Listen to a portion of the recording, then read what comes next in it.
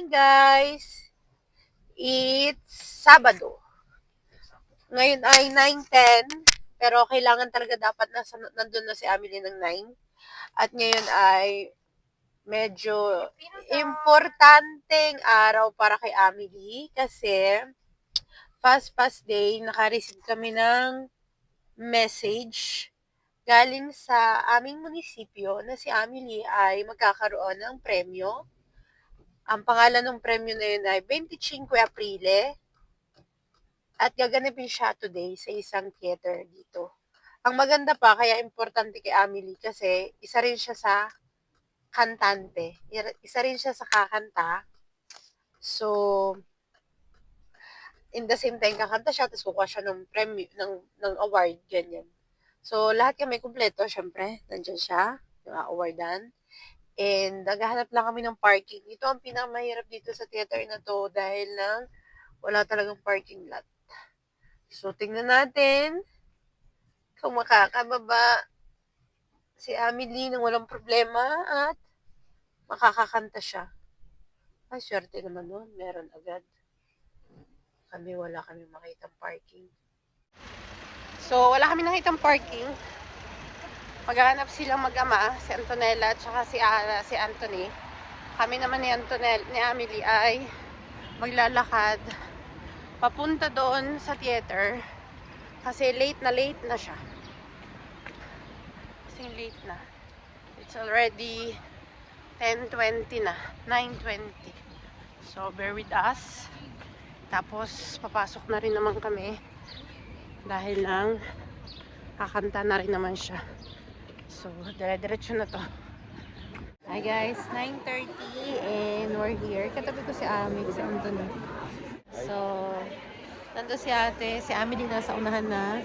Ang mangyayari kay Amelie, sa halip na umupo lang siya, hindi siya makakaupo dito kasama ng mga batang ibang awardan at dahil lang siya ay kakanta din doon sa ibabaw. Proud parents.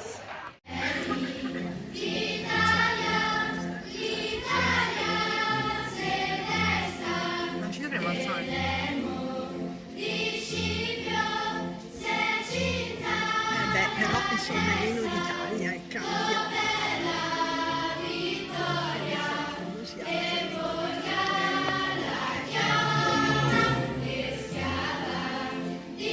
Questo teatro persone e soprattutto il vostro futuro. E quindi evviva voi, evviva la vostra crescita, il vostro futuro, ma soprattutto viva la nostra bella Costituzione.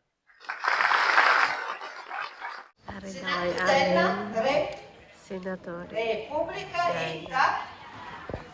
Puoi parlare. No, è bellissimo essere qua con voi, bambine e bambini, una mattinata emozionante. Quindi davvero buona vita e viva il 25 aprile.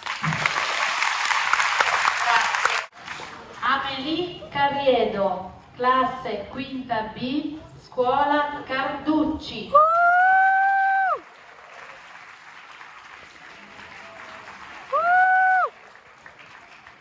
Cesare Sgarlata. Andate a sedervi e rimanete seduti perché poi vi richiamiamo. Ok?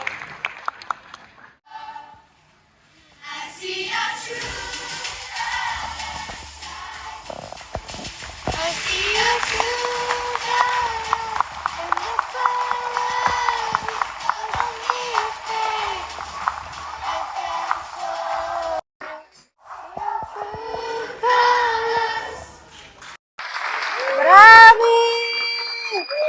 Io ringrazio veramente.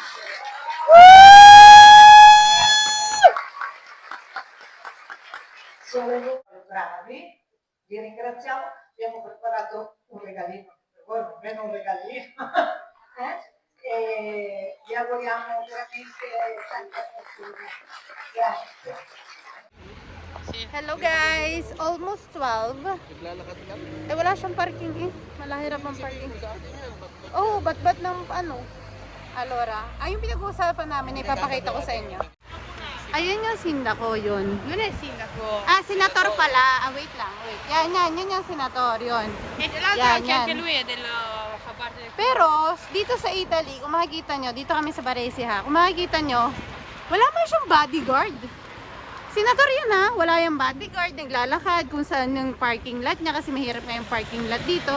Samantala yung nasa Pilipinas, bat-bat ng bodyguard. Anche quelli di Ito, fianco wala. sono importanti. Quello di fianco lì anche questo qua. Oh. Vedi? Yung mga yun yung mga importanteng tao dito. Yan yung mga nagbibigay ng premyo kanina, nag-award. Pero naglalakad. So anyway, kami ay sasakay na ng sasakyan. Sobrang saya. Sobrang proud. Sobrang proud talaga. Bilang nanay, bilang magulang ni Amelie. Dahil nagkaroon siya ng award na to. At kung hindi nyo maitatanong, si Antonella, nung grade 3 din siya, meron din siyang award nito. So, talaga namang nakaka-proud bilang nanay, bilang magulang ng aking mga anak. Dahil pareho silang may award na ito. So, kahit exaggerate ang aking mga sinasabi, pero talagang proud na proud ako dito sa aking mga anak. Talaga namang ipinakita nila na ang Carriedo ay napakagagaling, disiplinato, matatalino, mana sa mana sa tatay. Allora, però voglio chiarire una cosa. Il Carriedo, cioè almeno noi due abbiamo senso del vestirci. Fai vedere come è vestito oggi. Sembra un albero. Allora, ang Carriedo daw na silang dalawang kapatid, maayos magdamit. Bakit daw yung kanilang ama ay green sa green? No, ma poi green di... So guys, meron na tayong microphone para mas maganda yung aking mga sinasabi. Kasi napapansin ko rin naman yung mga iba kong vlog. Merong malakas, tas biglang hihina. So ngayon, nakasakay na kami ng sasakyan at pababa na rin kami. Nandito kami sa Sushi Club.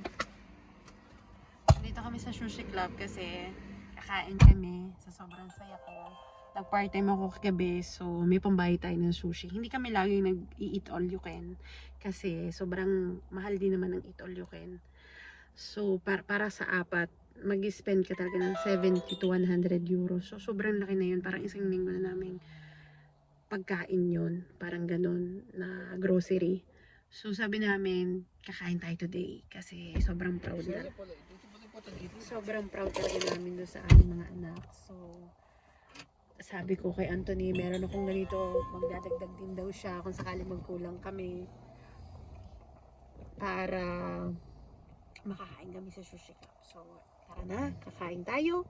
And pag hindi masyado maingay, walang sounds, makakapag-vlog tayo. Pero kung maingay, so, pictures na lang. Hi guys, it's almost 2 p.m. and malapit na kami sa bahay. Kasi naglobat ako eh. Kaya hindi ako makapag vlog. So, nakakain na kami.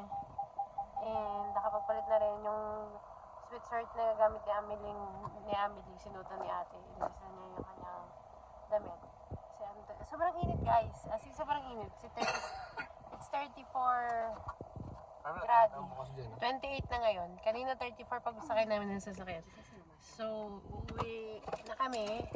And then, mamayang gabi na lang kami mag-gelato, mag-ice cream. Papahinga muna, i-sleep, tapos mamamalengke naman ako. So, it was a nice day today. Mag-upload din ako ng mga pictures sa Facebook. So, thank you guys for watching. Habang nag-aaway yung mga anak ko doon sa likod, thank you guys for watching. And bear with us. Alam ko, ang tagal kong hindi nakapag-vlog. Ang last vlog ko pa is January 6. So, alam ko, miss na kami. Again. Here we go again. Nandito na uli kami. I'm back. Lahat na. So, talagang makakabalik na tayo. So, thank you guys for watching. Bye, guys. Amelie, say bye. Let's go. Bye.